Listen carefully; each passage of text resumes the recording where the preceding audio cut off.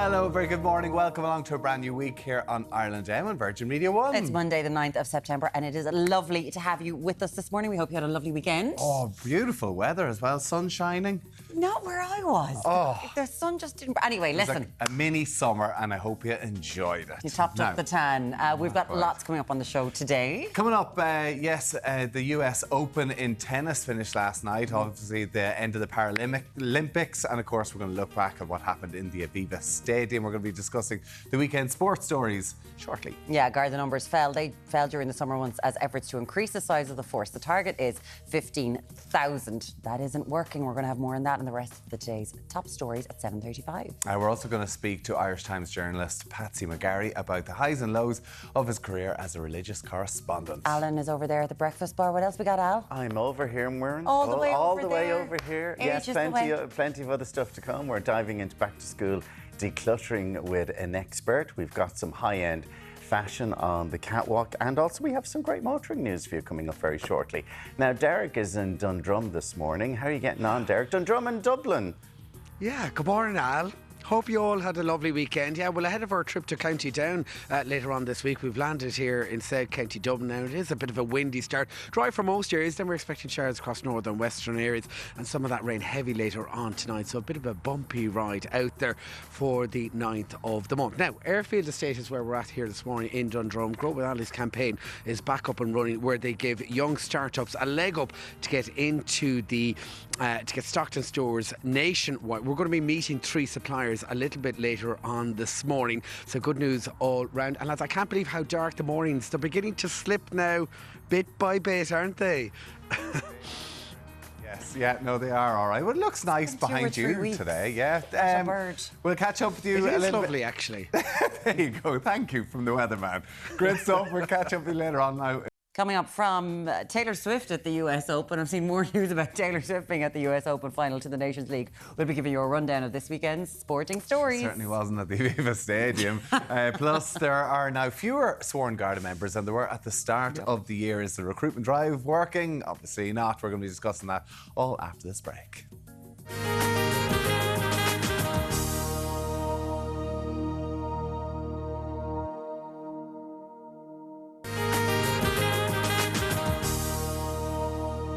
You're very welcome back. It's time to take a look at this morning's papers. We'll start with the Independent. Greens demand €560 child benefit boost for parents. Roderick O'Gorman wants to introduce a once-off payment worth 4 times the monthly child benefit in the first month of a child's life in the budget plans pitched by the Green Party. The Examiner leads with viability of Irish universities. They are at risk, apparently, over their funding. Chairman of the ESRI, Sean O'Driscoll, said the government have a responsibility to tackle what's going on financially in universities. The top story of the Daily Mail reads, Gove Kingspan should now face criminal charges over Grenfell fire.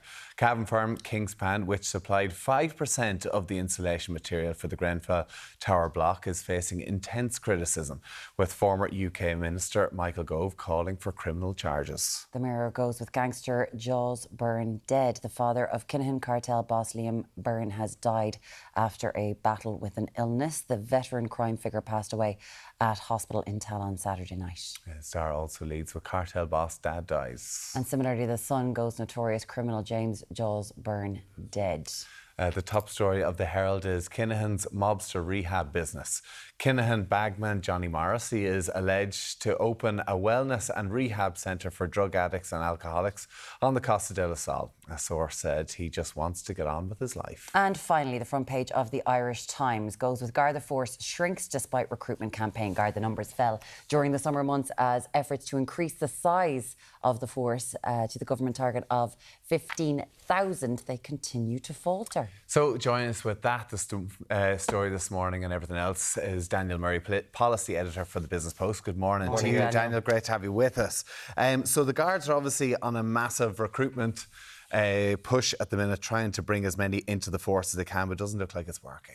No, and it hasn't been working for quite a few years either. I mean, the government has had a target of getting 15,000 guards into the force since around 2019. And the numbers have stagnated. They kind of crept up a bit pre-pandemic, and then during the pandemic fell, and they haven't been able to get them back up.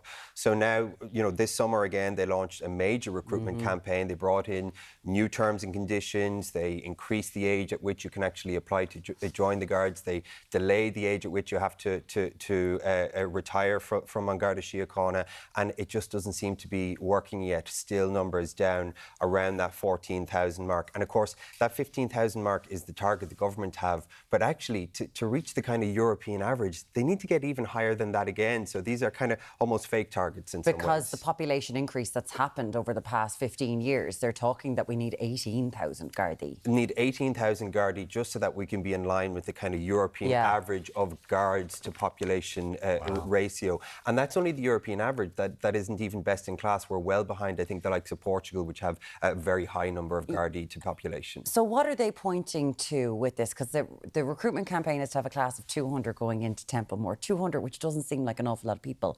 They're talking about salaries, benefits that Guards used to have years ago that just aren't there anymore, and the fact we're at full employment?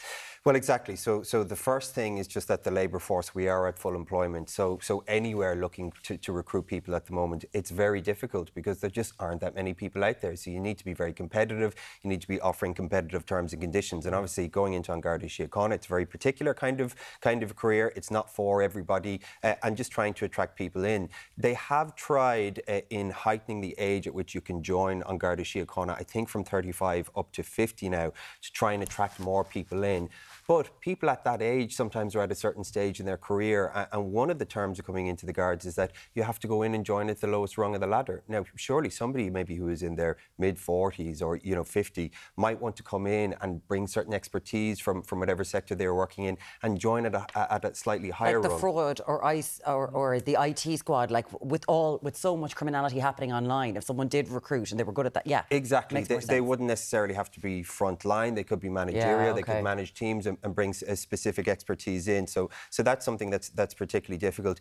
You're also just seeing a large number of resignations, people deciding that it's just not worth their time and moving on. And of course, the number of people retiring as well. Now, they've tried to increase the retirement age, but that's no long-term solution to and the age profile of the Guards would just gradually shift upwards. And we're seeing the impact on this in all walks of life at the minute. We're going to be doing motoring news next, and we're talking about the road traffic fines. There's been a 14% drop in road traffic fines, and the majority of that's because they don't have the guards on the street. They don't have the numbers. So, we'd love to hear from people at home. Are you noticing it? Because it's not just Dublin city centre. It's all over the country. Do you get to see the Guards anymore? Do you feel like there's a shortage out there? Because whenever the Guards are trying to bring in these numbers, and you're saying they need to get to 18,000, and we're only at 14,000, still if you haven't the hope off. of getting a mortgage, and that's the sort of job that you have. Why would you do it? 0896 111 111. Or do you think it's a great job to try and get yourself stuck into it? We'd love to hear from you on that. Now, the Vatican are accepting the importance of the abuse inquiry.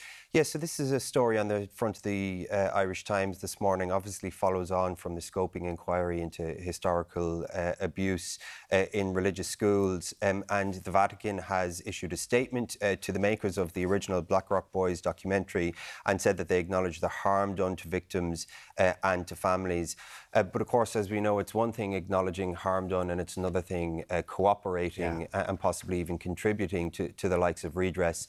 The government now are going to move to set up a commission of investigation into this.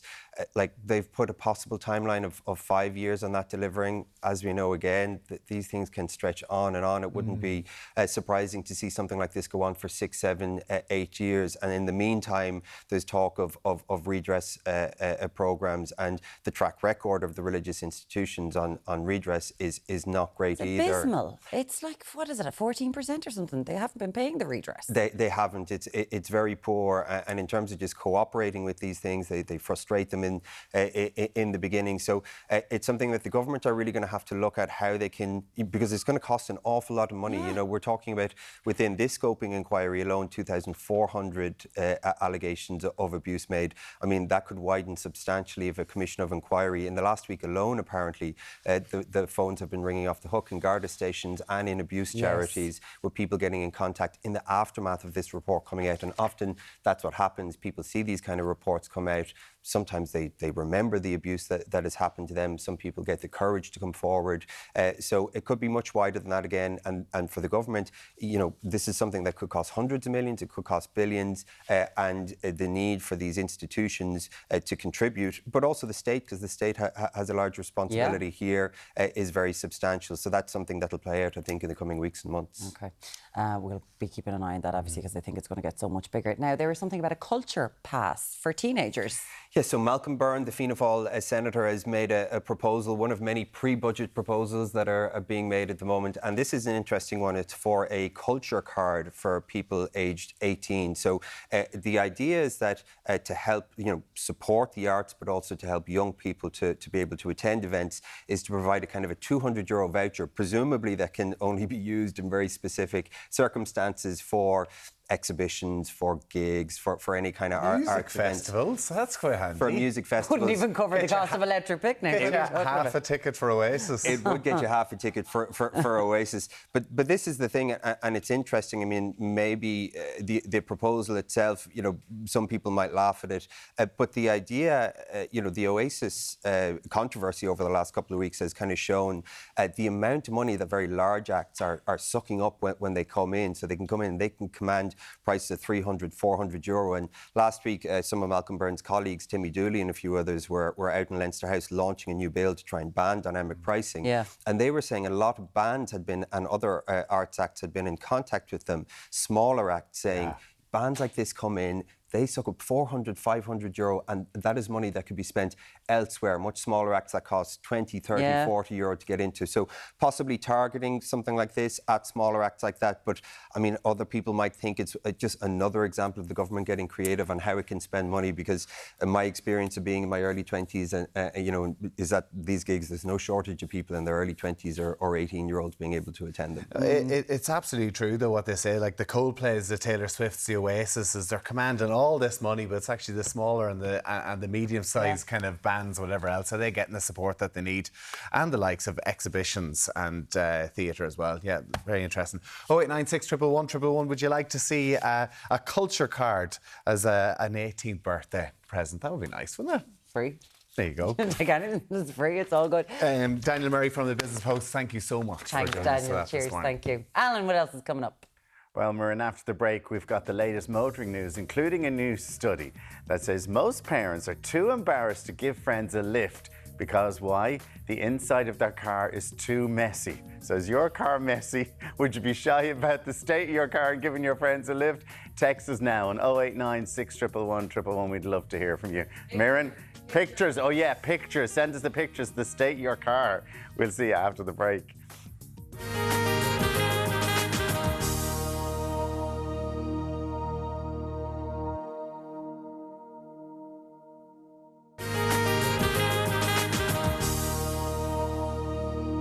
Thanks for staying with us now. With EV prices dropping again and the number of road offences fines falling, there's a lot going on in the motoring world. Yeah, so bring us up to speed with the latest. Is motoring editor with the Sunday Independent, Geraldine Herbert. Good morning to you. Good morning. Geraldine, so potentially some good news. EV prices, electric cars, seem to be dropping again. Yeah, so I suppose the Done Deal report has brought some clarity to that second-hand market, because we're hearing all of these rumours about EV prices, the bottom has fallen out of the market and you couldn't give them away. These are the kind of things you hear. Well, that's not actually true, because now we have clarity. So we know they have gone down 15% year on year. So from this time last year to now. And this is really indirect.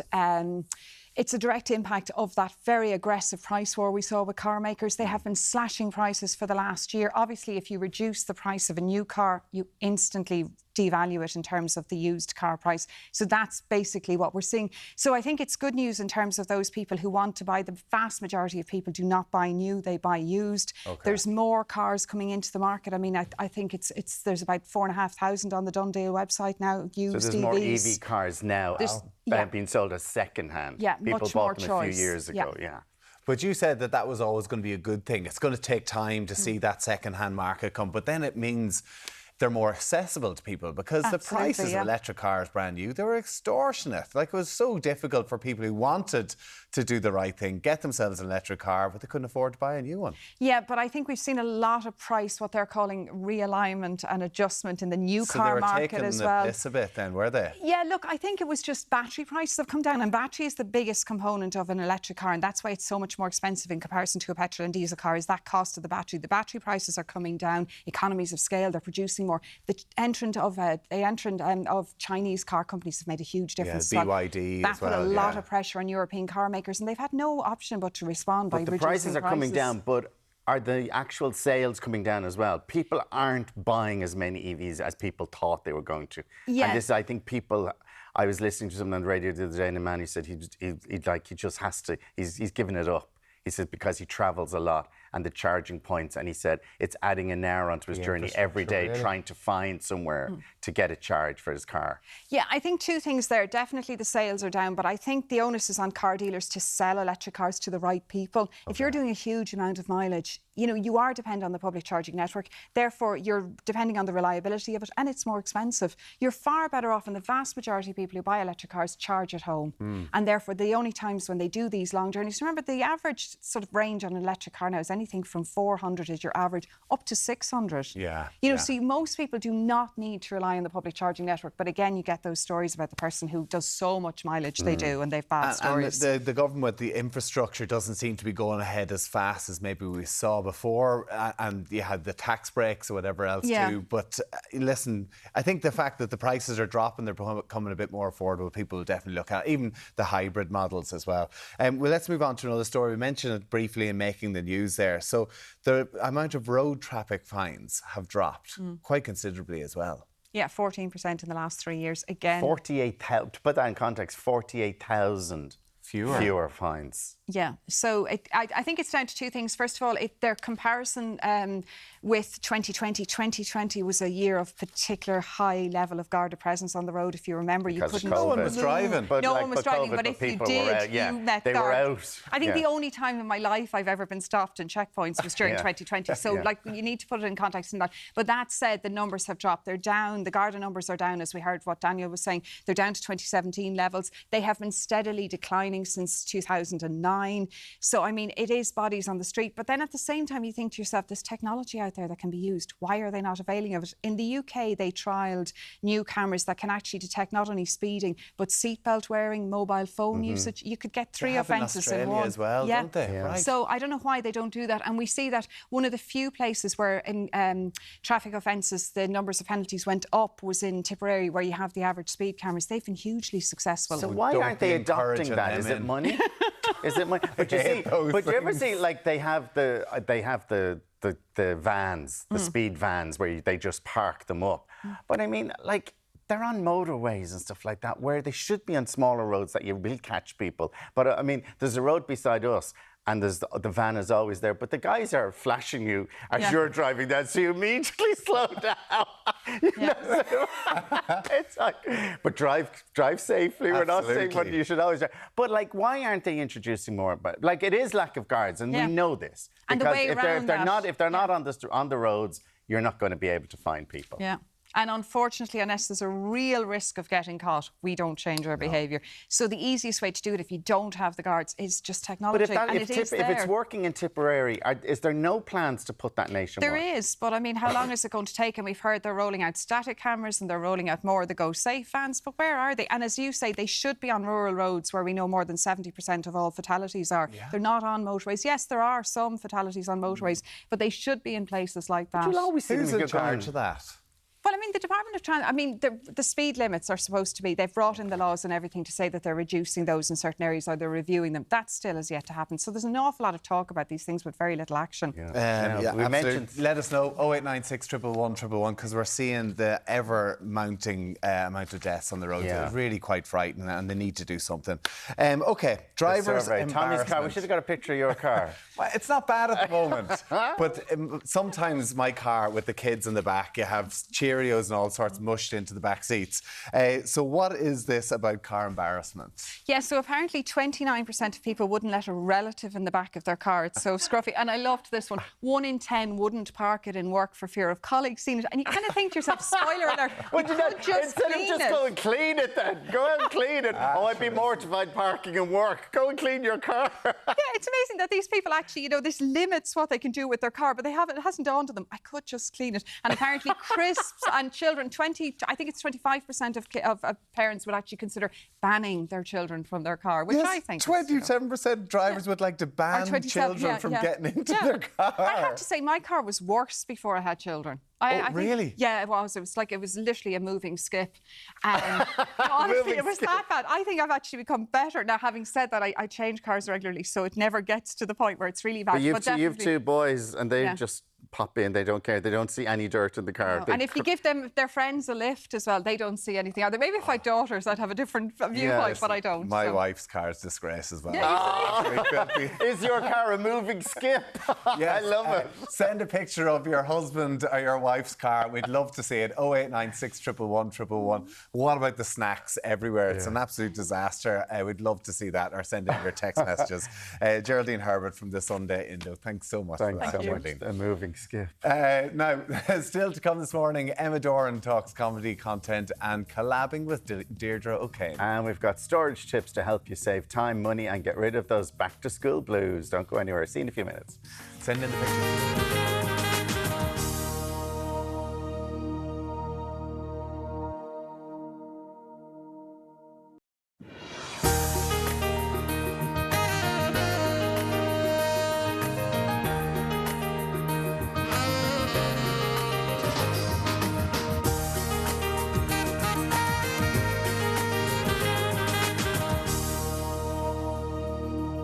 Hello, welcome back to IrelandAM. Here's what we've got coming up on the rest of the show. Yes, we're going to speak to Irish Times religious correspondent Patsy McGarry about a career spent reporting on crises within the Catholic Church. Yes, his book, Oh Holy God. Yeah. That's the name of the book. Great name. We've got some helpful hacks from a decluttering expert on how to keep your home in tip-top shape. We might even ask her about the car. The back of the car. The back Send of the us car. in your pictures. We want to see how filthy the back of your car is. 0896 111 111. And also, funny woman Emma Doran's going to talk working with comedy legends, the madness of motherhood, and mastering the memoir. Alan is in the kitchen with the wonderful Edward Hayden this morning. Yeah, so, holy God, look who we have here with us this morning. It is mighty. How are you? I'm mighty. Are you mighty? Absolutely mighty. That's good of now. A Monday morning. Of a Monday. What are you making for us of a Monday? What I'm going to do is I'm going to do a lovely dish that people can do at home this evening. So it is a lovely Thai-style green chicken curry. So it's some lovely chicken, some fresh vegetables, some green curry chicken paste. In it as if it's a chicken curry. Yeah, absolutely. Essential. Essential. And is it now spicy? When I think of Thai curry, I always think it's a bit spicy. Well, there's a punch to it. A punch to it. A punch of sorts. All depends what capacity you want in your punch. But anyway, it's there. All right, looking forward to that's coming up a little later on. Now, Deric is in beautiful Airfield Estate this morning, and he's found a familiar face. How are you getting on, Deric? Thank you very much, team. Welcome down here to the beautiful surrounds of Airfield Estate in Dundrum. We're down here in South County Dublin. Cassie Stokes is with us. Cassie, you have a very special job here this morning. Yes, I do, Deric. I'm an ambassador with Aldi, and I've been working on their Grow with Aldi programme since January, so since the beginning. So there's over 250 applicants from all over Ireland, and they've somehow managed to pick 3 as the winners. You'll meet them in just a bit.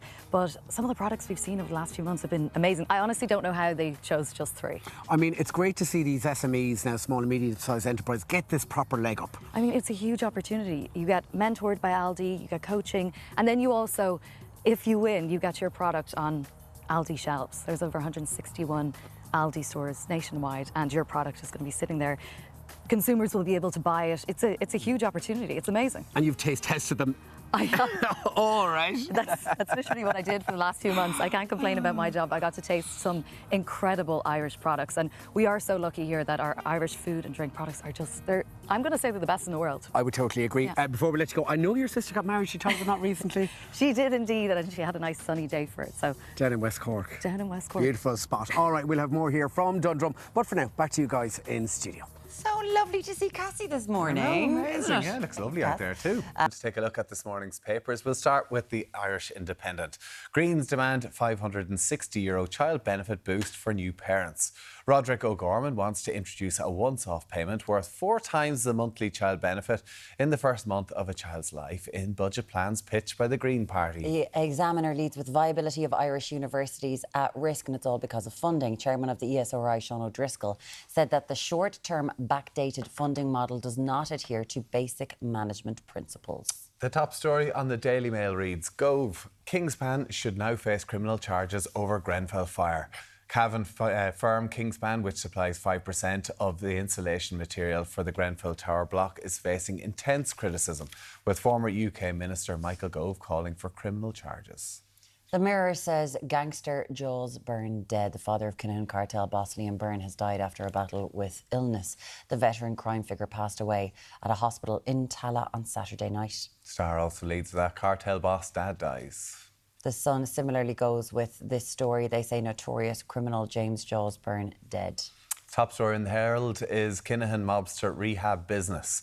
Kinahan bagman Johnny Morrissey is to allegedly open a wellness and rehab centre for drug addicts and alcoholics on the Costa del Sol. Source said he just wants to get on with his life. And finally, the front page of the Irish Times goes with Garda force shrinks despite recruitment campaign. Garda numbers fell during the summer months as efforts to increase the size of the force to the government target of 15,000 members, they continue to falter.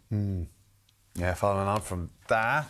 Yeah, just looking at it here, Garda's, and it says dozens of successful candidates. So they were chosen, they were successful, and they just didn't take up the place. Yep. Oh, really? Yeah, and we're getting texts like that. But then look at this, my niece's partner has been waiting nearly 2 years for his vetting to come through for the Gardaí. He's done his medical, he's passed his fitness, and he's just waiting on the vetting now.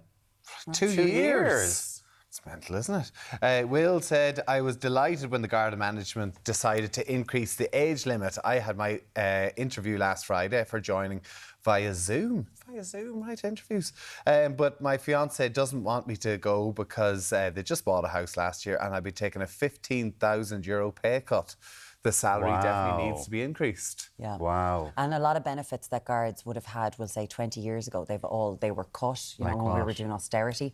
An awful lot of the things for pension benefits. They're not get a great pension, no. Yeah, but pension benefits aren't as good as they used to be.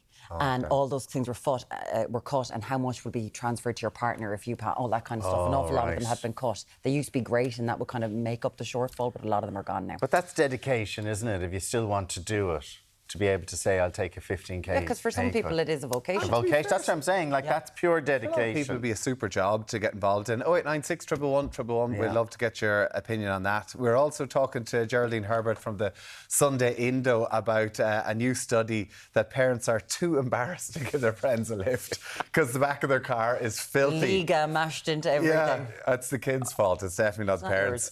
James, I once got pulled over for littering and had the officer look at my car and I said, does it look like I throw anything out the window?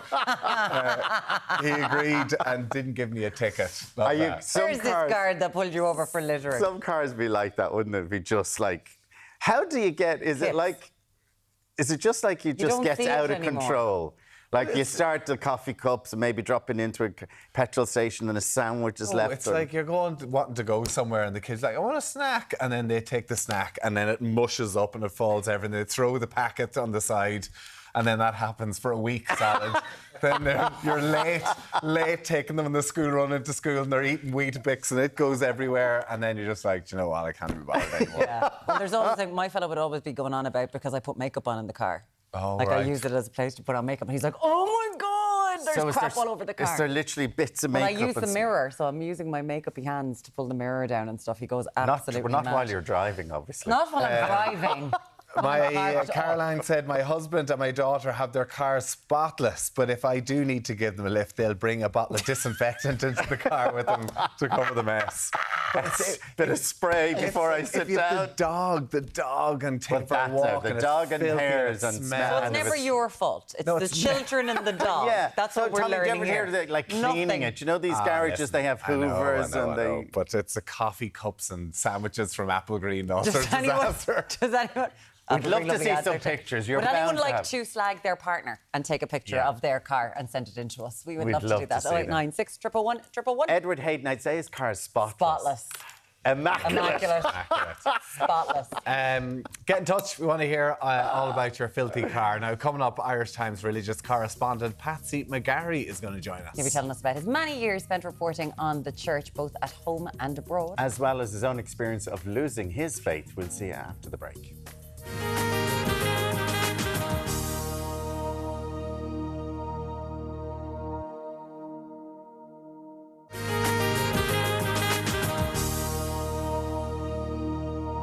Very welcome back. Now, our next guest has spent over 25 years reporting on the stories, scandals and seismic events within the Catholic Church in Ireland. And he joins us more to tell us about his career. Please welcome Patsy McGarry, author and religious correspondent for the Irish Times. Good morning, Patsy. It's lovely to have you here. Glad to be here at this unearthly hour. On earth it is, yes. Do not know how you do it. It's very good. You're very good to us. Listen, obviously we were chatting a little bit earlier on about what's in the paper today about the Vatican accepting the abuse inquiry, the scoping report. Over your 25 years as religious affairs correspondent, you really have seen a seismic, as we mentioned, change in the Catholic Church. Could you ever have envisaged the scale of the abuse that was happening under all of our noses? 27 years. 27 years. 27 years. Although I'm no longer a religious affairs correspondent, I technically retired last year. But still, no, is the simple and honest answer. When I took over this job in 1997, Brendan Smith was jailed that summer here in Dublin for, I think it was 13 years. Yeah. And he died 1 month into his sentence in the Curragh. He had already served time in Belfast for the abuse of 3 kids in a family in the Falls Road. And I thought, like a lot of other people, he was an aberration. This guy is just a freak. He'd abused about 120 kids, they estimated, in Ireland, Scotland and the United States. But even then already people had come forward, like Andrew Madden was the first person to go public in 1995 about his abuse by Ivan Payne here in Dublin, and a very brave thing to do at that time because very few people had done so. Then Colin O'Gorman in 2002 did the documentary Suing the Pope with the BBC, which led to the resignation of Bishop Brendan Comiskey and the setting up of the very first statutory inquiry to report, which it did in 2005, about the abuse of children in parishes throughout the Diocese of Ferns, which is really Wexford, and the cover-up by the institution there. And that was a template for everything that has come since then, right up to and including the mother and baby homes, the Magdalen laundries, the Cloyne report, the Dublin report. And we are now facing into what is probably going to be the biggest statutory report into child abuse in Ireland after the scoping inquiry report published last week by Mary O'Toole, Senior Counsel, and indeed published by or launched by the Minister for Education, Norma Foley. I mean, it's incredible. And I mean, have to confess that when I saw those figures last week, I didn't expect that there were going to be 2,395 allegations from this scoping inquiry. And I was aware of the scale of the abuse that emerged from Blackrock College and Willow Park, and Belvedere College and Castleknock and Terranure College. And Rockwell. I mean, it just everywhere you looked. 305 schools, 2,395 allegations. And then the fact that a quarter of those, 590 of those allegations, came from just 17 schools run for kids with special needs. I mean, that's bloody awful. That's shocking. Now, that was investigated. The main one, Lowther and Cork, was already investigated by the Ryan Commission and published details in its report in 2009.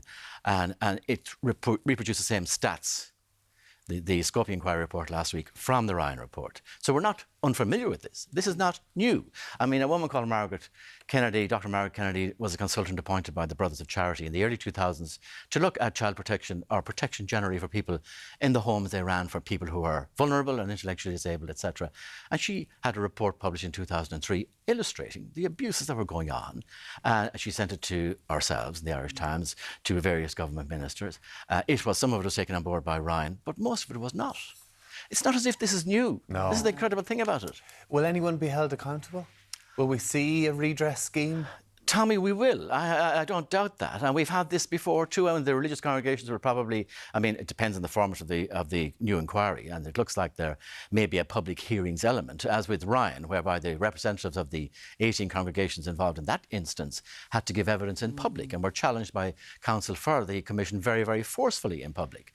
That probably will happen too. But you're dealing with 18 congregations then.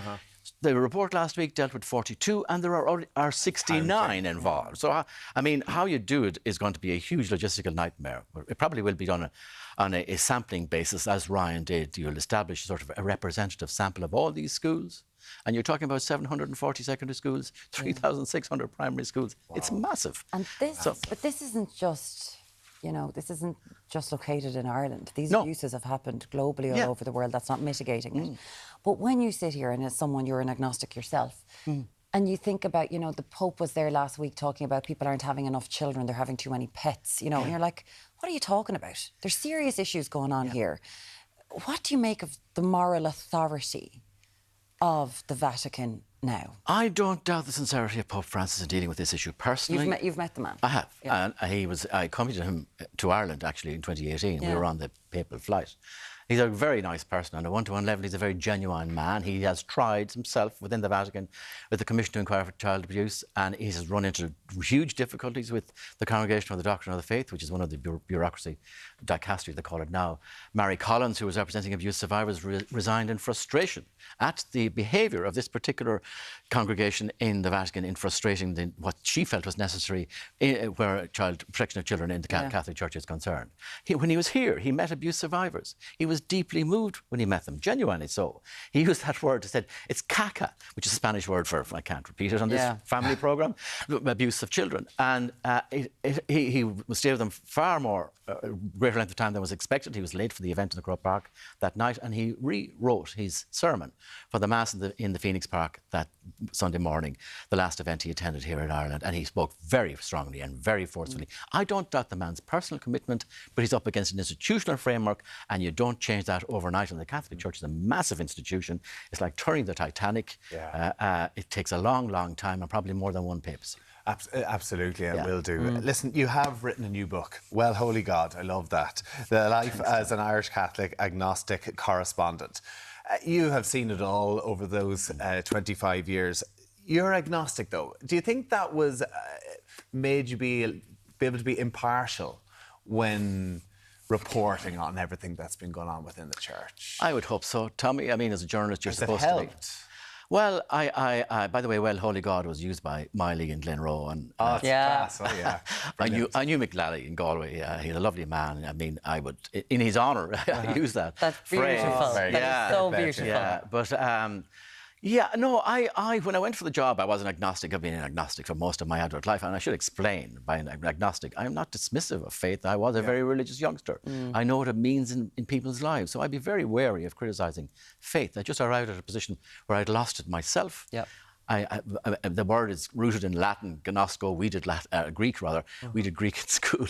And gnosko means I don't know, and I don't know. I have no answers to these big spiritual questions. And I've lived with ignorance all of my life in terms of faith. And Brian Friel used a great line in translations.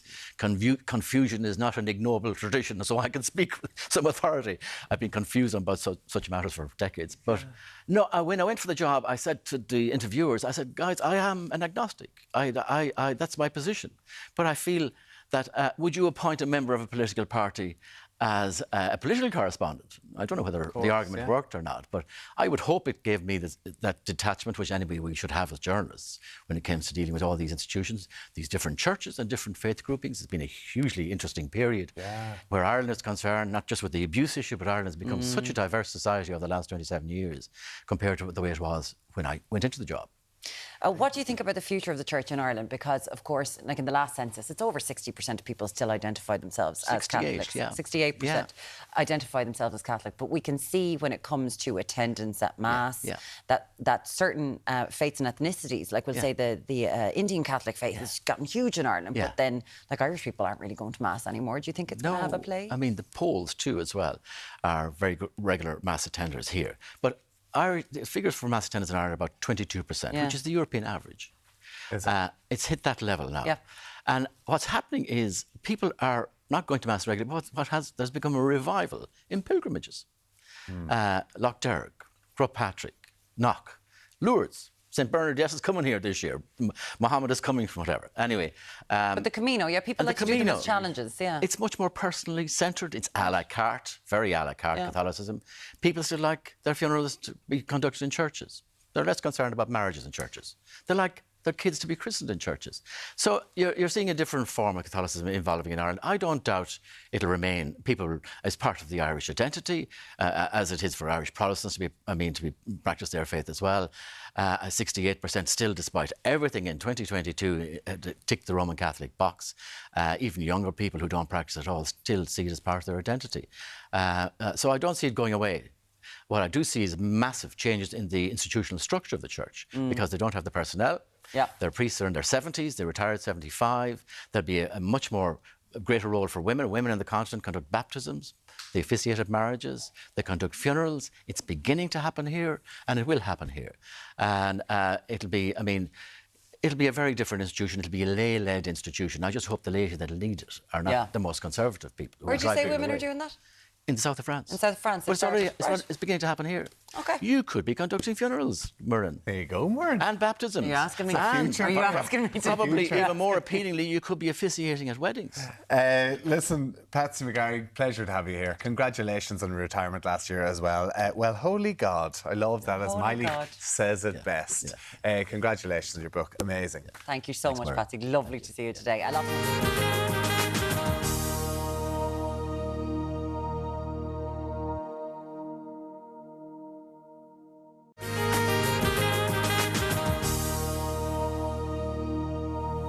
You wouldn't believe what we were talking about. Confessionals.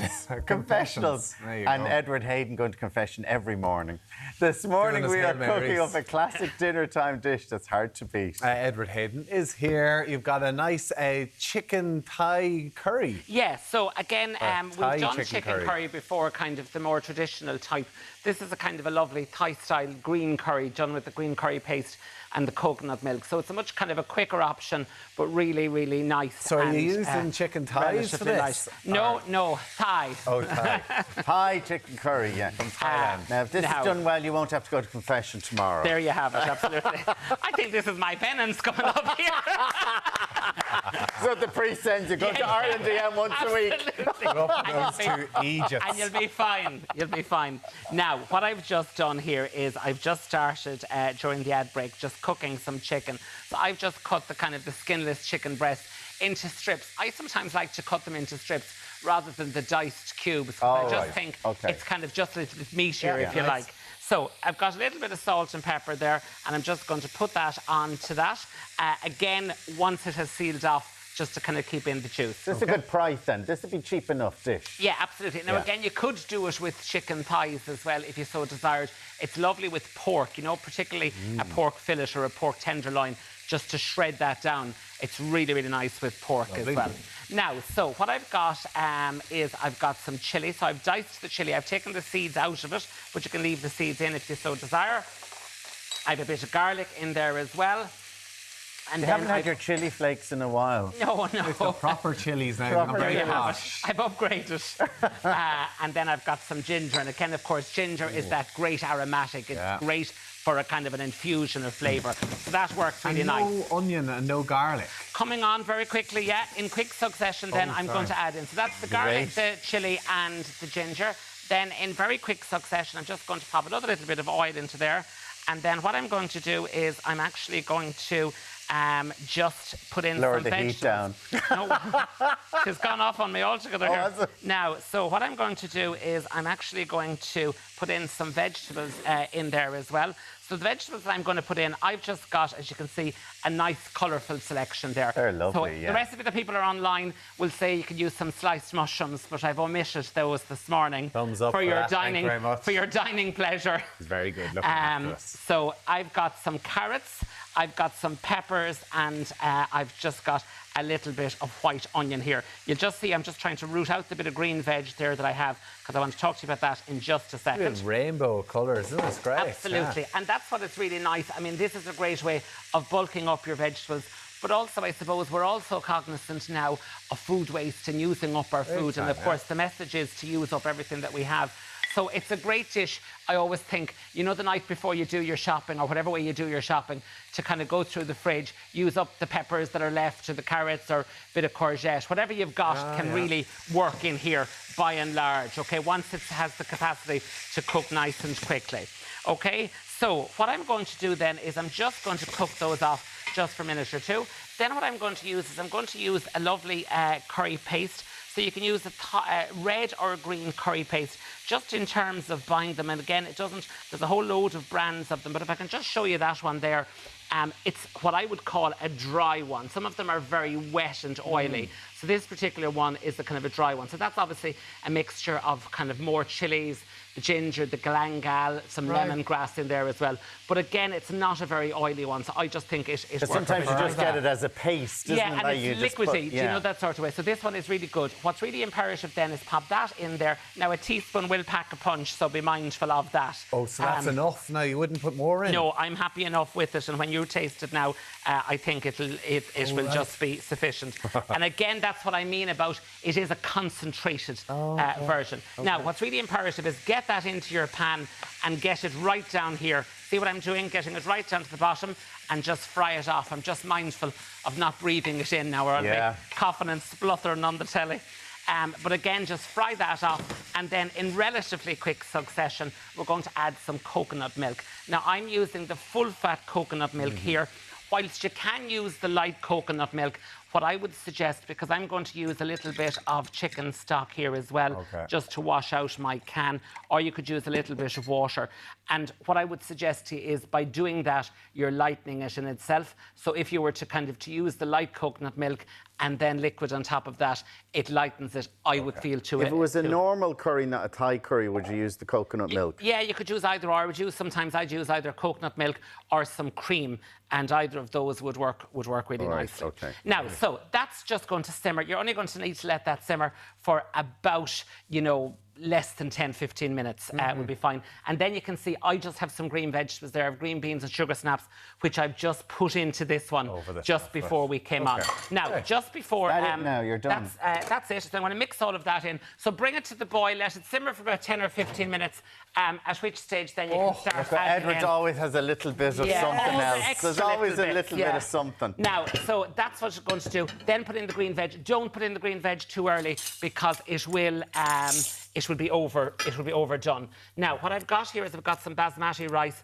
Very quickly, just to tell you the basmati rice, 1 part rice, 2 part water, bring to the boil. Once you bring it to the boil, let it boil for about 4 or 5 minutes. Turn off the heat, leave it sitting on the heat source with the heat turned off, and you'll end up with perfectly fluffy rice. Put the lid on it. Steam. Put the lid on it. So 1 part rice, 2 parts water, bring to the boil 4 or 5 minutes, then turn off the heat and leave it sitting in the heat source. And that's really what's imperative. Mine over spills though, Edward, then. Yeah, well, you see what even the amount of rice, I think you just need, now not being smart, you just need a bigger pot to get that right, because you really need to have the little tiny pot. No, give it a good boil up first. You have to give it the good boil up. Less rice, maybe. Yeah, less rice. You have to give it the good boil up, and then once you give it the good boil up, let it steam away. Tiny pot. Rice in it. He's on a little dinky pot. To be fair, you're right. And there we've got rice, and then we've got the lovely bit of naan bread, and it's just really, really nice. So think of your pork, your duck, your beef, whatever it is that you want. Lovely Thai-style curry. I like the idea of the bigger chunks of chicken. Yeah, and it's really nice and fresh. But I think you'll see with the teaspoonful of the curry paste, and again, you can adjust that. People can adjust that upwards, depending if they like it, really hot. But I think a teaspoon is sufficient for kind of mild to wild. Mild to wild. We're mild, she's wild. Edward, thank you so much. Mirren, the wild one in the corner. Mirren. Yeah, lovely. Thank you. You're okay. You're okay there. Okay, after the break, Deric is in Dundrum in Dublin. He's going to be catching up with some sustainable business owners. We'll see you back here very shortly.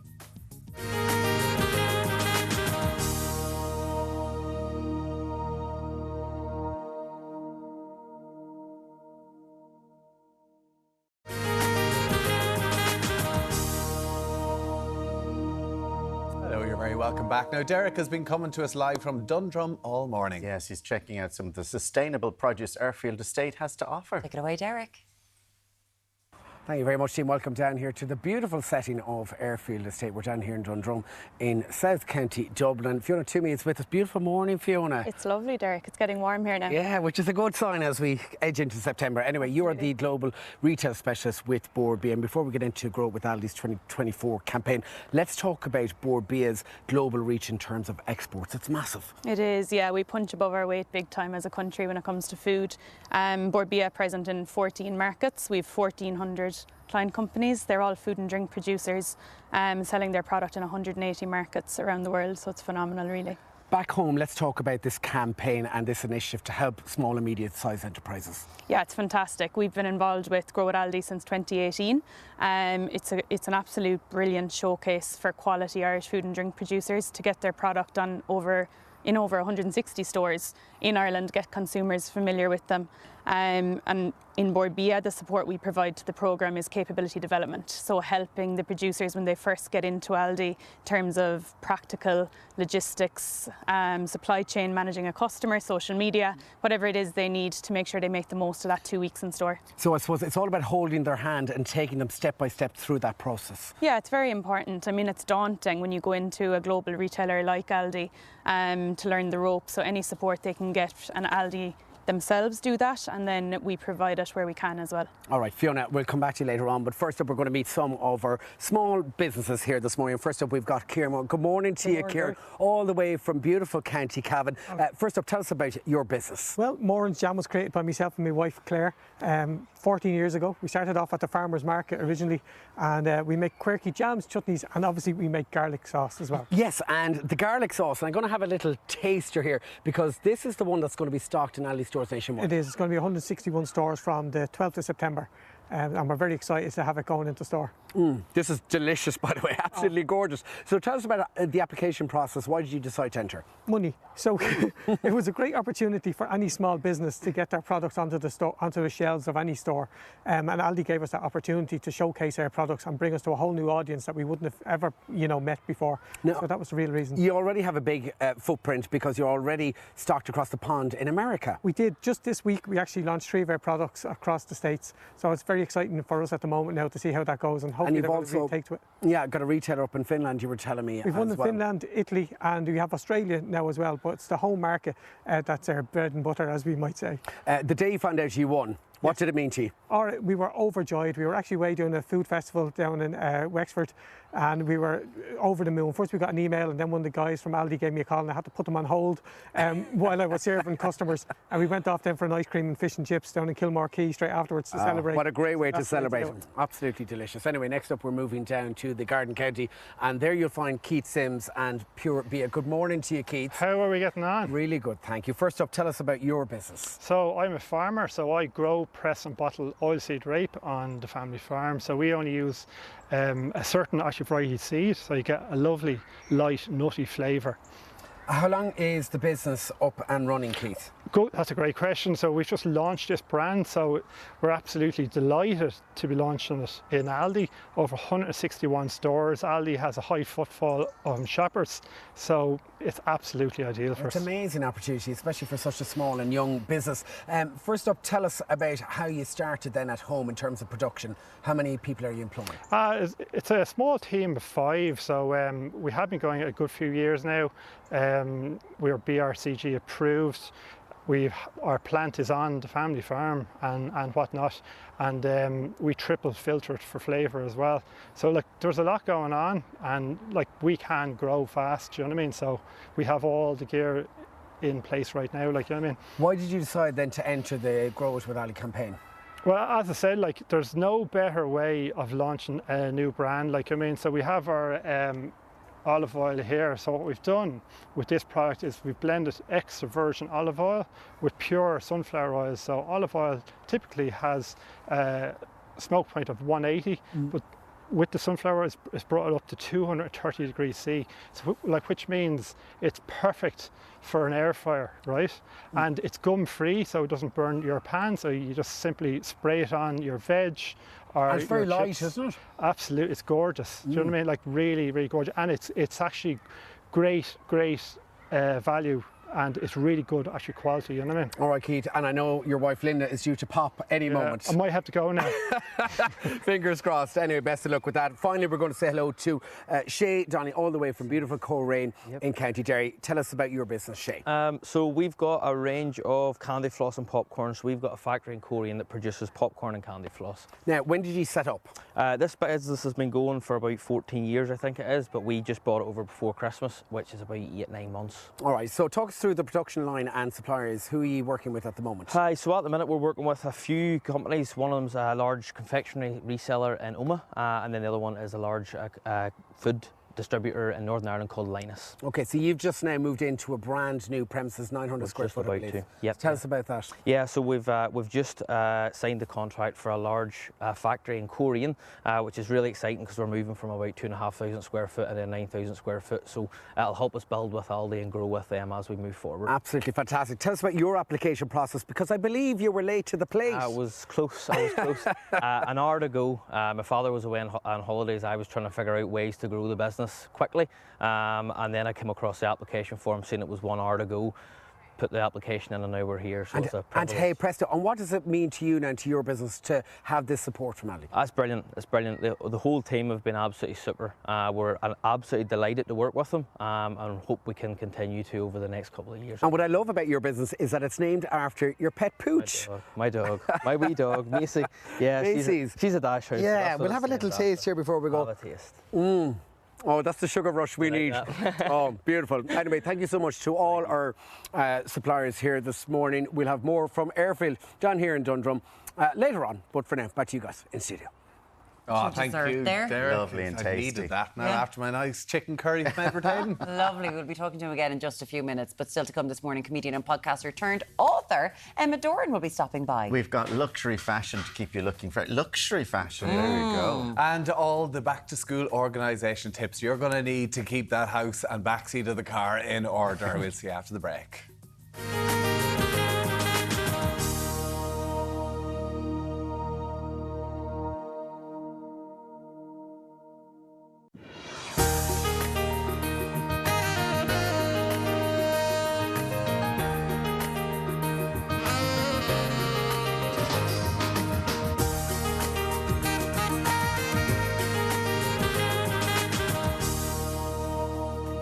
Hello, you're very welcome back. Coming up in the final hour of IrelandAM, we've got high street fashion, lots of laughs coming your way. Comedian turned author Emma Doran is going to tell us how she went from performing stand-up in front of 20 people to selling out some of the country's biggest venues. That's going to be around 20 past the hour. Alan is over in the catwalk. What have we got, Al? Yes, Lauren is here with us this morning, and we've got some high-end looks at high street prices. We love that. Oh, we love it. When it looks a lot more than it actually costs. You want to look really high maintenance, but you've spent about €50 on your outfit, right? So that's what we're going to talk about today. So Katie's wearing a look from Pennies this morning, which looks so luxe. Yeah. It's really, really premium looking, and it's a lovely blend of fabrics, and that's one of the key things. It's that contrast that you can create to make something look super expensive, but it's not going to break the budget. Love it. That's the type of fashion we like here.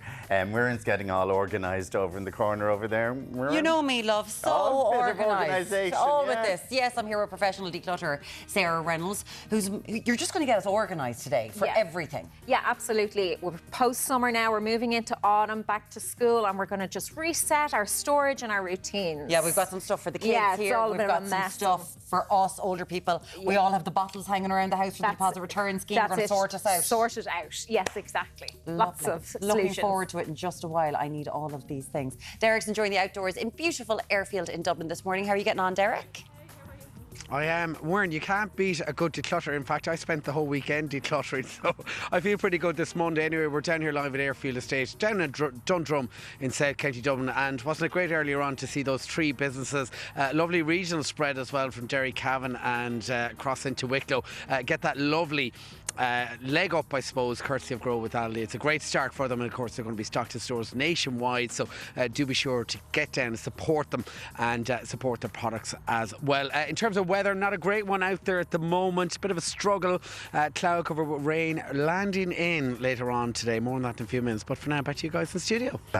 Earlier on this morning, we were talking about a news story with Geraldine Herbert from the Sunday Independent about people are embarrassed. Some people are embarrassed to let friends or their next door neighbours or their kids into their car because their car is so messy. Filthy. And there was a percentage who actually were afraid to bring their car to work in case their work colleagues would look in, and I was going, clean the car. 27% of adults have banned their children from their car. Yeah, because they make it messy. The mess that they make on it. Oh, Jeannie. Yeah, there you Is have that it. what you do? Do they have to go into Lucy's car? No, they do not. No, I have the dog and the kids and the golf clubs, the whole lot. I'm filthy. We have a message in about this as well.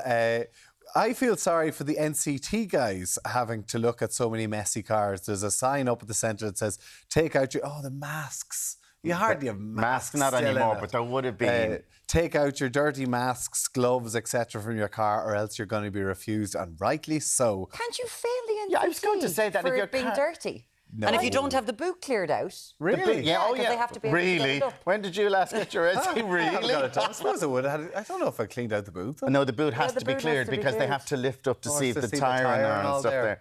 And so you seemingly your car has to be spotless.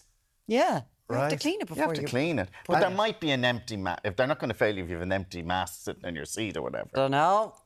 Think Don't know, about- lads. I'd say a load of people collect their empty bottles in the back of it. You finish your bottle of wine, just throw it in the back. I'll take that to the supermarket. Because we're doing organisation tips in just a little while, and we're going to be doing like how we collect the bottles for the deposit return scheme. How to get the machine to work. Do you know what? You went- I think it's amazing the way the country has embraced this. Brilliant. And we're all You doing have it to. all brilliant. Have to. I had a trolley full of bottles the other day, and I was going into Dunn's, and I was going proud of myself, and I was bringing it over. You were delighted. I was How delighted. many bags? Oh, a whole trolley, like a small trolley full of them. And I'm putting them in. I'm going, I'm going to make millions here. 580. 580. I got back. The thing came out and I said, is that not 58? I thought it was going to be 58. How much time did you waste doing it? No, well, it wasn't Not waste. It was wasted. But there's a lovely You have a sense. brown bin. There's a lovely wasting. sense of like achievement putting it, and when it keeps rejecting it, I keep pushing it back in. You will not defeat You are me. taking this bottle. For 580. I just shove it right to the back so it can't split out. Don't get any money for that. I'm probably responsible for breaking some broken machines. load of them. I'm sorry. Hey, well, good on you, Al. But let us 580, know. well spent. Are was you so are proud. you going in and you're sort of there for half an hour and then you get like 580? 580. Oh, Listen, God. fair play to you. Ah, Good sure, days. still work. do you. And now coming up after the break, comedian Emma Doran is going to be in studio. Yes, she's going to be telling us about the highs and lows of life on stage. Plus, we're going to get the lowdown on her new memoir. Look at that. Isn't That's it? coming up after the break.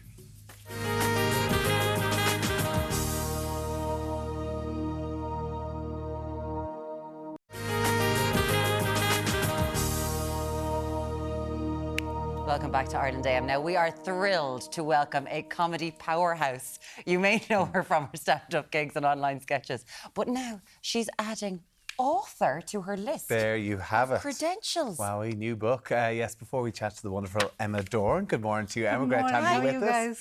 Let's take a look at her in action. When you're opening and locking this door, right, there's a bit of a knack to it, yeah? So just grab it like that. You'll get the hang of it, you will. You just push in. Like that, yeah. Quicker than that, just like... All together now. Teacher wants a voucher, can't you see? Teacher doesn't want no potpourri. Again, teacher wants a voucher, can't you see? Teacher doesn't want no potpourri. I just sent the email about the voluntary contribution. They're going to email here now about headlights. There's no headlights yet, but there should be by next week. Like, what the The new teacher's on class Jojo. She's just sent an email about it. There's an email about the swimming. They're already started back. They don't have the uniform on. They'll be taking it off again. Good morning, Emma. Doran, good morning. How are you? Her face, she's like, that's an F word.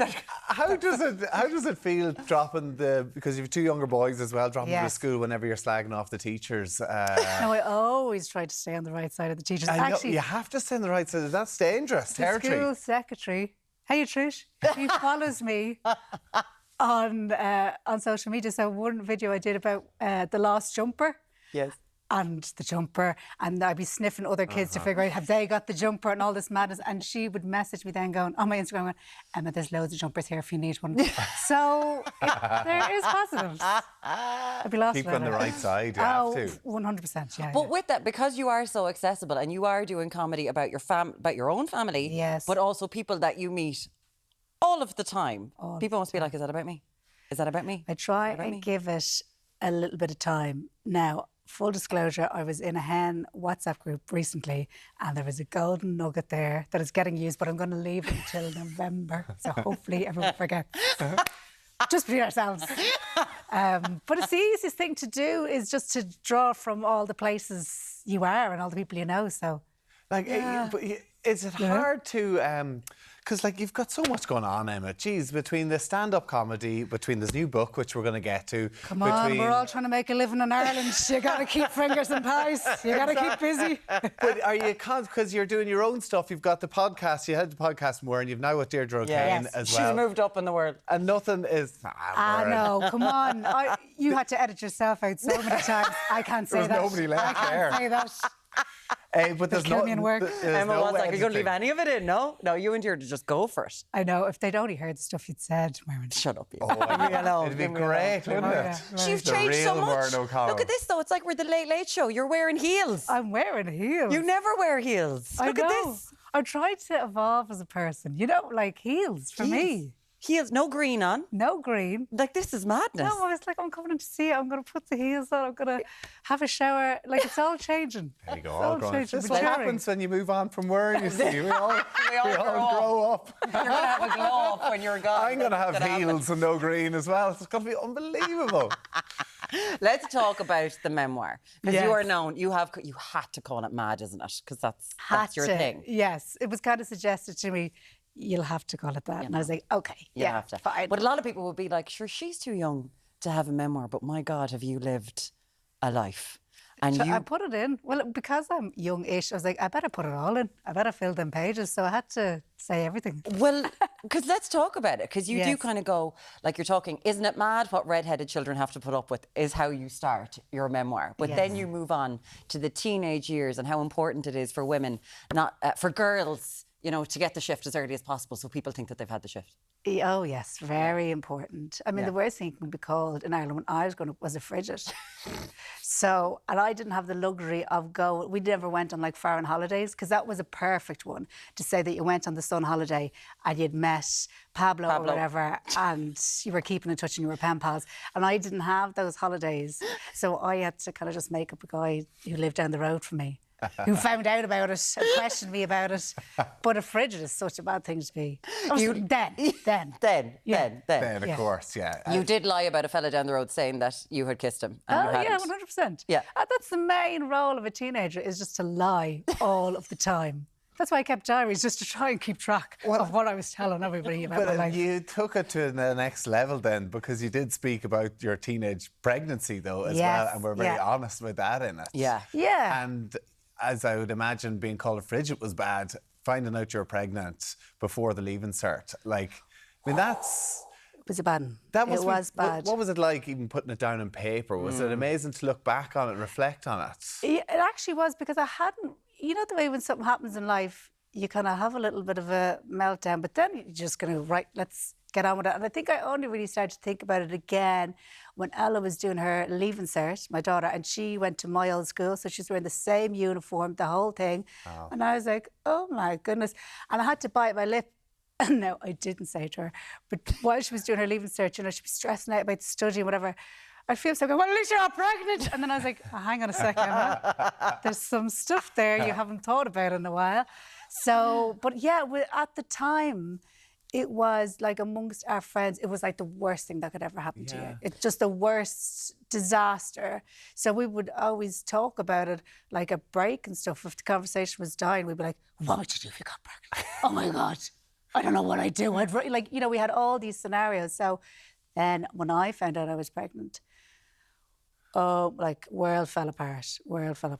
I did the whole, like, you know the way on EastEnders when Cat Slater slides down a wall? Yeah. I'm not you are my mum. all that stuff. And I thought, oh, that's so dramatic. I did that. I did the EastEnders slide down the wall. I was like, oh, God. Because it was. Like, I remember that all the time. And it was, even with, like, our parents, it was the worst thing that could happen to you was getting pregnant. And you, in this book, you are so, like, it's so funny. But my God, you are so honest. And it's an amazing conversation, I think, that you've had about consent, about younger women and where they feel. Like, there are very serious aspects to this. Yeah, at certain points when I was writing it, I did kind of go, don't know if I want to put that in. Yeah. But then I think, like, as women, we all have lived on the same planet.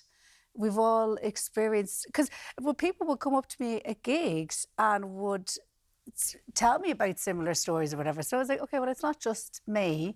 You know, there is safety in numbers. So, yeah, and it's so much easier to, as I found out in later life, it's so much easier to tell the truth because you're not worried about, no, hang on, what's that part or whatever.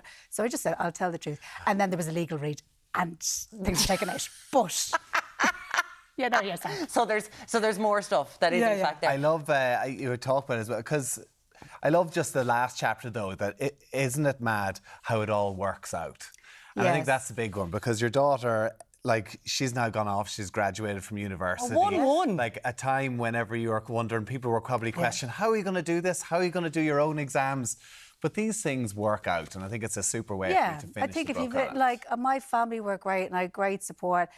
And I think if your family are behind you, whatever you're doing, if you have your mommy there beside you, or your daddy, or whoever it is, your person, and it does all work out. Yeah. I feel about 90, lads. Do you feel Well, what about then this one? Isn't it mad how sexy lads look in their Snickers work pants?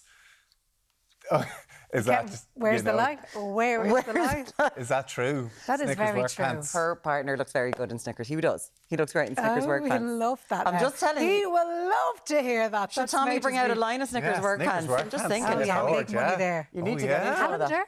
Okay, a calendar, exactly, with my tool belt and a vest. Is it Monday? No vest. Morning. Okay. Monday morning.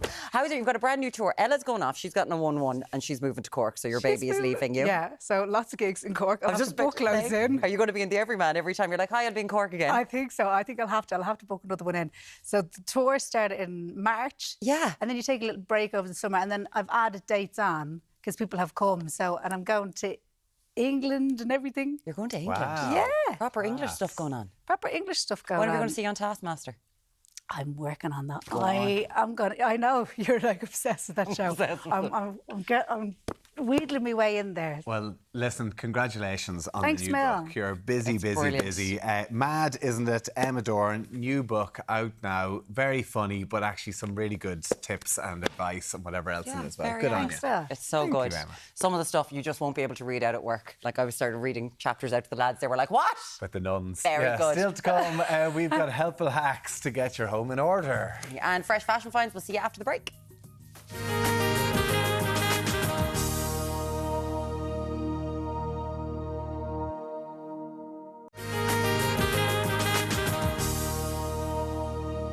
Welcome back. Now, staying on top of clutter can be a struggle when work, school and family life get in the way. Yeah, but what if you didn't have to be that complicated? Professional organiser and founder of Organised Chaos, Sarah Reynolds, joins us now with her top tips on getting into that routine. Good morning to you. Hey, Sarah. And it can be a bit overwhelming because a day or two might go by and everything, toys, everything gets all cluttered and you're just going, I can't face it. I don't know how to get even organised again. No, absolutely. Like, life is just so busy at the moment. There is just from kids to work and back to school and we've fallen out of routines as well with the summer and going on holidays and all of that. But I suppose it is a good time now with them back to school to try and get, because you're trying to get them into a routine again, so maybe to get yourself into a routine also. Absolutely. September, I always feel, is like the second new year, you know, but we might have a little bit more energy after our holidays. Okay, so what are your top, like, let's go, the number 1, 2, 3 thing that you need to do to be organised? Because an awful lot of the time I feel like I'm buying crap to put crap in to get more crap. Yeah. And I'm like, I don't need to buy more plastic to put plastic into plastic. I know. Well, the top tip is always declutter first and buy storage second. Okay. So, yeah, storage. So just throw out the stuff that you don't need. Or donate or whatever. Donate Storage doesn't solve your clutter problem. Decluttering does. Okay. So you need to find the time, which is the hardest thing to do. So where in my schedule can I find the hour or the half day or whatever it is on a regular basis, especially if you've got a bit to get through. That's the time element. And then you declutter. And then after that, you can have fun finding the storage and organising it. Okay, right, okay. So you have some sort of solutions for us today. Now, for toys, you have these great little things here. Yeah, exactly. So I sort of was thinking, okay, what are the three elements of the household that are probably causing the most stress at the moment? Toys, paperwork, and then gathering our bottles and cans for the deposit return scheme. Yeah, so here's a couple of solutions. So what you want to do with the toys, I've brought two different sizes here. With toys, it's really important to, first of all, you're going to have a look at the different types of categories of toys you have, okay? Once you've decluttered them, then you want to match the size of the storage. So obviously there's like bigger boxes and baskets that you can get. But there's great size, yeah, and it's good. But you want to put like the larger toys in that. You don't want to be putting Lego or like books or jigsaws in that because they'll just fall to the bottom. The kids won't be able to find anything. These are ones that you just easily take out. Literally, and you can see bear, what it is. Yeah. Yeah. Whereas for small, you need smaller solutions than for the smaller types of toys. So you're taking in smaller little things like that. Exactly. Because otherwise what will happen is that people will just everybody will just fire whatever into any space they can see. But if you can clearly see, okay, this is for the teddies and the dolls, and this is clearly for I've put teddies in here as well, but it could be books, it could be games, it could be figurines, whatever it happens to be. Oh, absolutely, yeah. Always throw a label. That's another top tip. Yes. Always throw a label. Yeah, absolutely. But you can also, for younger kids, you might want to do like a photo label on them as well. You know, so take a quick snap and put the photo on the outside. Because they can be involved. They've got to take some ownership over. Sorry, this is your stuff. You put it away. Exactly. And for routines, maybe you might want to associate. Okay, we're going to do a declutter just before your birthday, or we're going to do a declutter just before Christmas, before another influx of toys comes in. So you're associating a time of year with the routine, or the decluttering of the toys. Okay, let's talk about this. This is for obviously more adult stuff that's going on here. Yeah, so paper is the most difficult thing to declutter and get organised. So the first tip that I always give with regards to paperwork, if you're feeling overwhelmed with it, is you want to focus on the paperwork that's coming in today, not the backlog that you have. And what you want is some sort of landing zone, a shallow one, and so therefore every single piece of paper that comes into your life, you're firing it in there, so you know exactly where it is. All the bills coming in. Yeah, because you're too busy. We're too busy. We don't have enough time. So we're going to fire the paperwork into our landing zone here. So therefore, you know, if we're under pressure, we know where it is. And then a routine around it is going to be, the routine will be once a week, or when it's full, go through it, and it's either going to go out or it's going to go filed into a filing solution. I love the idea of this. Now, I'm going to get one of this because I love the idea of you're calling it your landing zone. Yeah. And you know where everything is, and once a week, just to say, spend half an hour, go through it, and sort of go, okay, I'm not paying that. Yeah. This is all labelled as well. Yeah, exactly. You're not paying that. Yeah, exactly. Forget it. Oh, I forgot. Carl, that's up to you. It's not me. So then these things are blooming great. It's very adult, but this is what you need. So what do we got going on inside here? Yeah, so that box. Our box comes with the files actually, so it's super handy. And then you're just throwing a different label. So this is for the household. Yeah. So you're going to have your utilities, your rent, the mortgage, household manuals, the mortgage, all of that. I know there are people watching this morning and they're going, come on, lads. But you know what? The manuals. Just to be, for your dishwasher and stuff like that, because you Great idea. I have no idea where that is. It's in the bottom of a drawer somewhere. Yeah, exactly. So you need it to go from here into there, and that's your routine. Health insurance, your receipts, say for the GP visit, the dentist visit, all that kind of stuff that you can get on your PRSI. Exactly, yeah. So all of those, you would recommend one of these files. Where'd you get this? What's this called? So that is Big So, I think it is. Amazon. Yeah. Just a small little file. Yeah, you get them in an office. But you get them inside in Duns and Tesco, I think, sometimes. Absolutely. There's so many of them. And you can even, just grab your own box. Now, we were talking about it earlier on that we've we've really have embraced this return, the bottle return scheme. We really have now as a nation. But it's always the problem of the bottles are now in bags, plastic bags. I know I have 2 plastic bags beside the sink and the bottles are there and I'm falling over them. Yes. So this is what you're sort of saying, be a bit more organised. Yeah, because this is brand new. It's a brand new habit. And again, it's a new routine that we need to get used to. So the first thing is, OK, where am I going to put these bottles and cans and to gather them up? So that's a couple of solutions over there for your car. Hold on, because we were talking about the car earlier on and people don't have clean cars. This is a car bin. Yeah. Is it a car bin? That's a car bin. You put that... Where would you put that in your car? You can put it. You can hang it over the back of the seat in your back, so or like you put it in the front. A couple of cans, a bottle. Yeah. Now these are small solutions, you know, but you can get different sizes. This is a car boot organizer. Your caddy, your car caddy. And you can get different sizes for that, and you know you can pop in first aid kit. The cleaning supplies for your car and the bottles and cans. It's all there. And then the bottles are here for the return. Yeah, exactly. Can we go forward to these? Now, we're loving it. The whole crew, we're all looking at. Seriously, we were all going, we have a winner. You decide your winner at home. We have a winner. Go through the 3. So, this is more, these are bigger solutions. So, obviously, if you've got a small kitchen like myself, you can have just a regular box onto a kitchen counter. But if you have a bit more space, either outside, in a utility, I've got 2 solutions here from IKEA and then 1 here from Amazon. And what you're doing is you're just firing the bottles in and gathering them up. Now, this one here, you can take the lid off and you can actually carry that to the reverse vending machines and get rid of your bottles. Yeah. Or this one here, there's actually a bag inside and you literally lift the bag out. This was our winner, because let me go around because I show you, because if you pick it up... So this blew Alan's mind. You put your bottles in, but then look at the bag, just you can take out the bag and bring that to the supermarket with you and then put it back in and then just have that in the corner. Even in your utility room or something out of the way and just put the bottles in. So handy. Yeah, absolutely. Because it is causing an awful lot of clutter, isn't it? There's few extra bits in our kitchen at the moment, with it. Yeah, so this hides it and stores it and organises it. You'll be rich. No. At the deposit return scheme. I had a trolley of bottles and I got 5.80. Sarah Reynolds, founder of Organised Chaos, professional organiser. Thank you so much for joining us. Thank you, guys. That was Thanks really a million. interesting. Thank you. This was our clear winner today. Up next, we've got super chic sophistication on the catwalk. High-end looks at high street prices. Yeah, don't go anywhere. See you in a few minutes.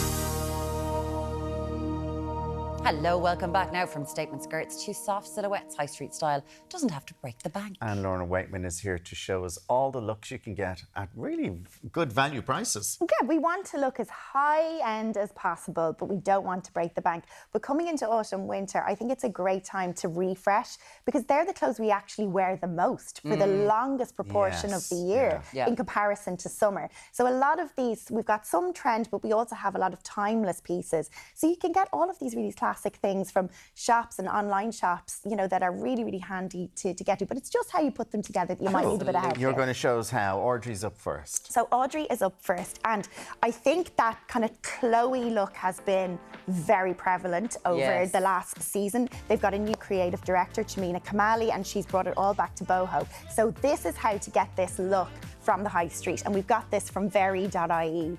And this lace style top is actually something you'll see quite a lot of coming over autumn, winter.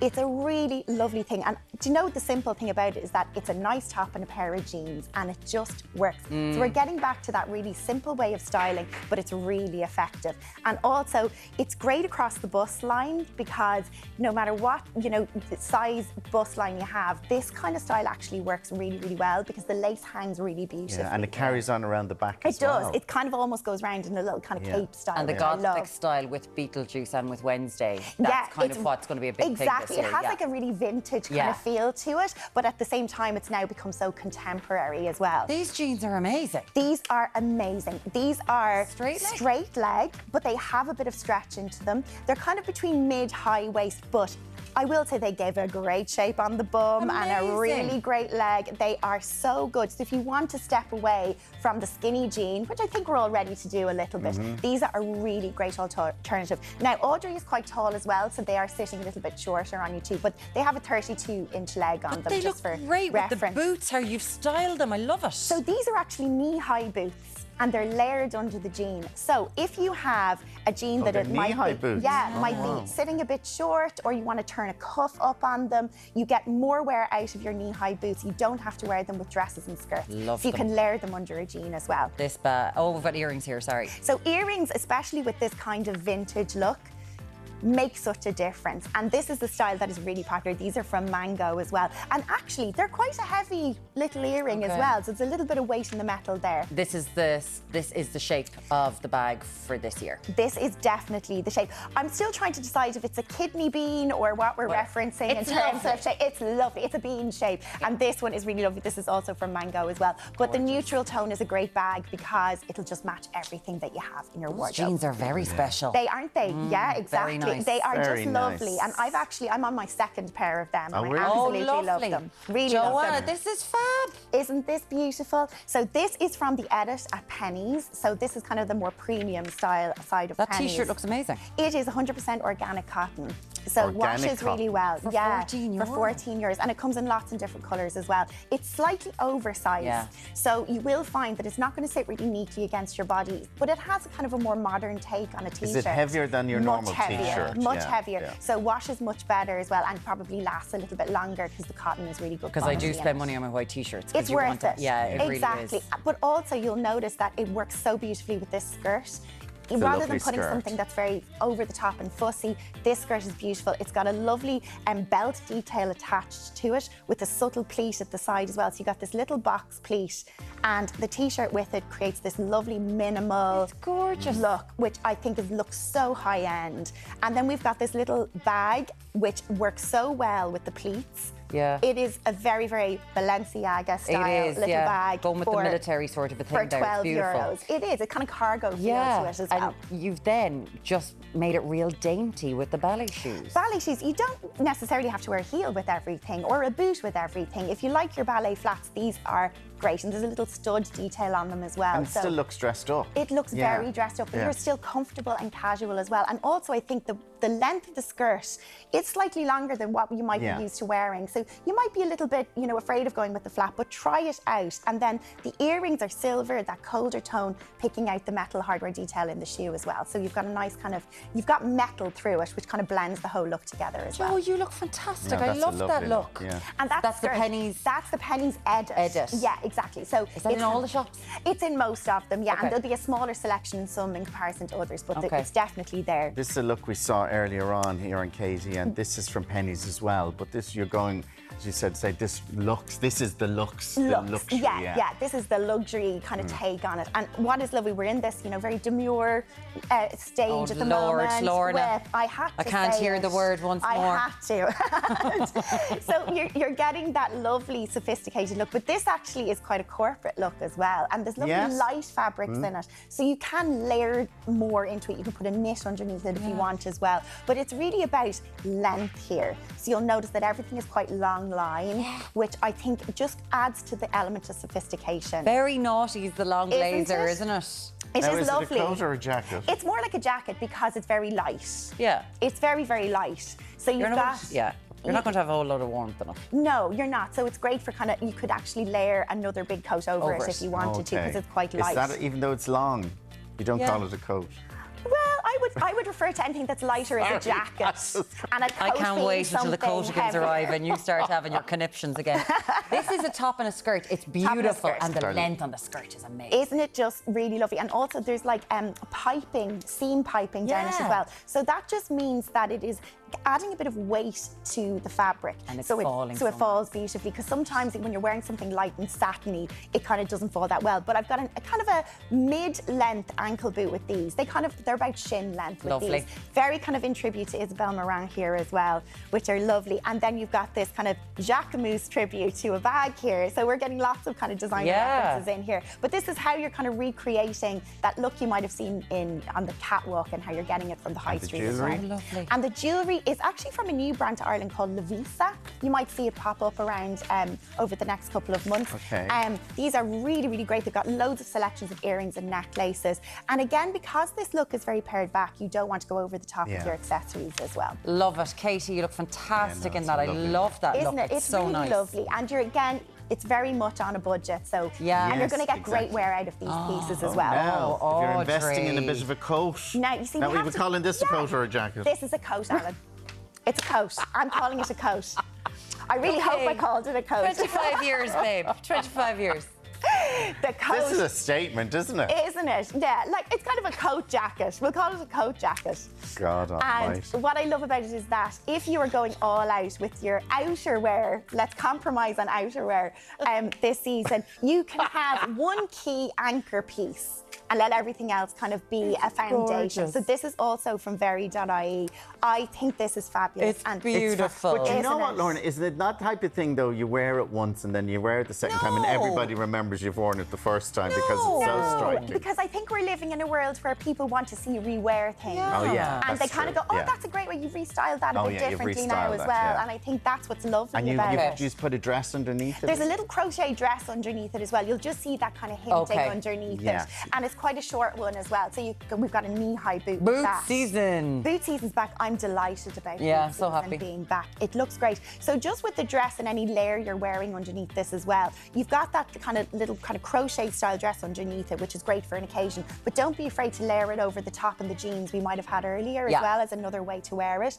I love a good pair of over-the-knee boots. I think these are great. These just kind of come a little bit above the kneecap. These and are they're really good strong boots, lovely. don't they? And also if you want to try the look, €68 for them I think is really good. And these are from very. And then you put gloves and the bag with this. Gloves and bag, just to make it look really sophisticated. The burgundy is just another big colour trend we have coming up as well. Lorna Waitman, that was gorgeous. Thank you so much for that. Absolutely Lovely beautiful. look. Thank you, thank you, thank you.